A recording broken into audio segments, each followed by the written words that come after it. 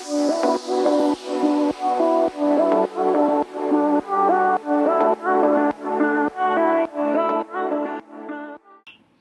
semuanya, perkenalkan nama saya Namira Azhara Dinata dari Fakultas Kedokteran Program Studi Pendidikan Dokter Universitas Padjadjaran Angkatan 2020 dengan NPM 1301102000136 dengan kelompok mentoring 27. Di sini saya ingin menjelaskan mengenai salah satu tokoh dari Islam yang sangat terkenal yaitu Umar bin Khattab. Umar bin Khattab merupakan khalifah kedua setelah Abu Bakar yang dikenal sebagai Amirul Mukminin, yaitu pemimpin yang adil, tegas, dan bertanggung jawab. Di bawah kepemimpinan Umar, Islam berhasil menaklukkan dua kerajaan yang hebat pada masanya, yaitu Romawi dan Persia. Namun, Umar tetap menjaga kesederhanaannya dengan merakyat dan tidak jumawa. Umar tidak membangun istana megah untuk dirinya, tidak berhidup bermewah-mewahan seperti raja lainnya, sehingga ia memberi contoh bagaimana Islam yang sesungguhnya.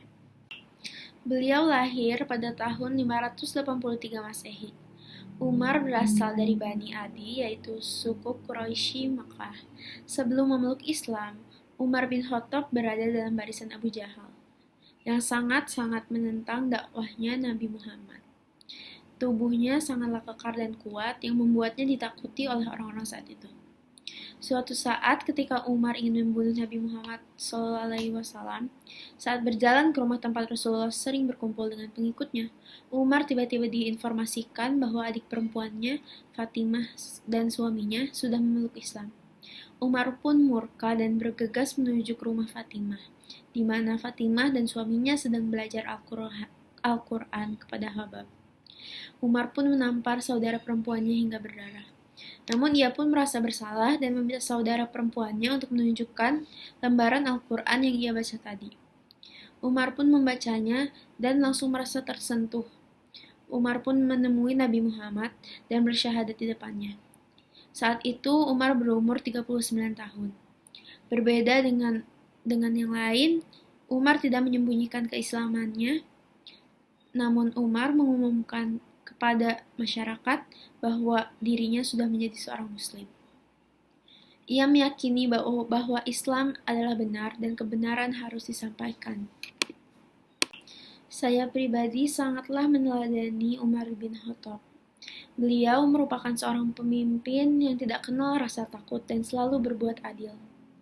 Di bawah kepemimpinannya, beliau pun berhasil menaklukkan dua kerajaan yang sangatlah besar, yaitu Romawi dan Persia, yang membuat Islam lebih terkenal lagi. Di bawah kekhalifahan beliau juga berhasil menguasai Al-Quds Palestina dan berhasil membangun kembali Masjid Al-Aqsa, yaitu kiblat pertama umat Islam yang sebelumnya dikuasai Romawi. Namun gereja tetap dibiarkan berdiri dan umat Nasrani diberi jaminan keamanan oleh beliau. Beliau memiliki rasa toleransi yang tinggi. Beliau merupakan pemimpin yang selalu mendengarkan keluh kesah dan kesulitan rakyat-rakyatnya. Beliau pun selalu ingin mengedepankan rasa toleransi. Beliau bersumpah tidak akan makan lemak hingga semua orang hidup seperti biasa. Ucapannya benar-benar dibuktikan, dan kata-katanya abadi, yaitu, kalau rakyatku kelaparan, aku ingin menjadi orang pertama yang merasakannya. Dan kalau rakyatku kekenyangan, aku ingin menjadi orang terakhir yang menikmatinya.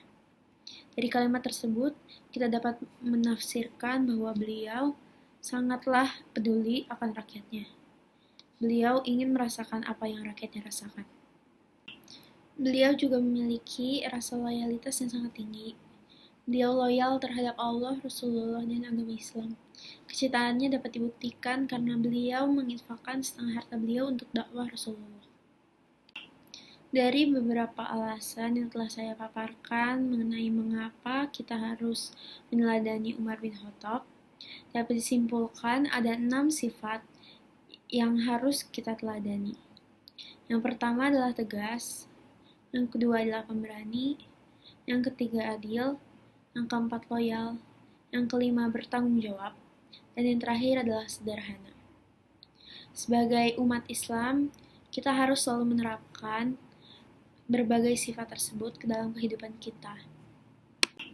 6 sifat tersebut dapat mendekatkan kita kepada Allah dan mengantarkan kita kepada surganya. Kita harus selalu meneladani berbagai tokoh Islam, tidak hanya Umar bin Khattab, namun berbagai tokoh yang lain. Karena bagaimanapun juga, mereka adalah orang-orang yang dibimbing secara langsung oleh Rasulullah yang dapat kita percaya. Selain itu, kita juga dapat meningkatkan kualitas hidup kita di dunia dengan menerapkan beberapa sifat-sifat yang tadi setelah saya sebutkan. Karena tidak hanya di akhirat saja, namun di dunia juga kita membutuhkan sifat-sifat tersebut untuk menjadi orang sukses yang tetap berlandaskan dengan hukum Islam. Sekian yang dapat saya sampaikan. Mohon maaf apabila ada kesalahan kata maupun kalimat. Terima kasih karena telah menonton.